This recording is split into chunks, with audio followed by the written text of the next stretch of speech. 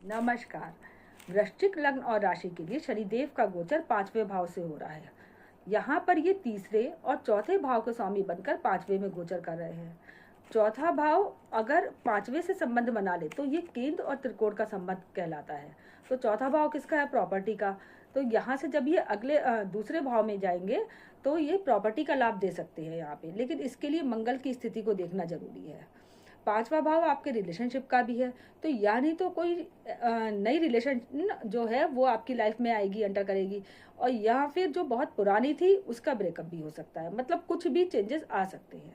तीसरी दृष्टि से ये आपके दाम्पत्य को देखेंगे तो यहाँ पर भी ये दाम्पत्य के सुख में कमी ला सकते हैं, या फिर अगर मैरिज में किसी की अनबन बन हो रही थी तो वो टूट भी सकती है। तो इसके लिए बहुत ज़्यादा ध्यान देना होगा। और अगर ऐसी कोई स्थिति आती है तो यहाँ पे कौन सी राशि बन रही है? वृषभ राशि। तो वृषभ राशि किसको दिखाती है? रिसोर्सेज को। तो इसके लिए, इसको बचाने के लिए अपनी मैरिज को आपको इसको अपना टाइम देना होगा, या फिर और भी जैसे चीज़ें हैं कि आप अगर कहीं ये लग रहा है कि अनबन हो रही है तो आप कहीं साथ में घूमने जाने का प्लान बना सकते हैं, या कुछ भी ऐसा कर सकते हैं जो कि इस मैरिज को बचा सके। दूसरा, ये सातवें भाव से आपके सातवीं दृष्टि से आपके 11वें भाव को देखेंगे तो 11वां भाव किसका है? दोस्तों का है, आय भाव का है। तो इनकम में तो उतार चढ़ाव देखने को मिलेंगे ही, लेकिन दोस्ती भी यहाँ पर टूटती हुई देखने को मिलेगी।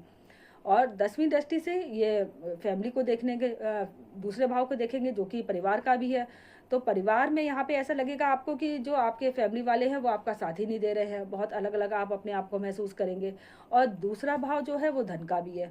तो यहाँ पे जो सेविंग्स है, अगर कोई बड़ा अमाउंट अगर आपने सेव कर रखा है तो उसको निकाल करके छोटे छोटे अमाउंट में सेव करिए तो आपके लिए ज़्यादा अच्छा रहेगा।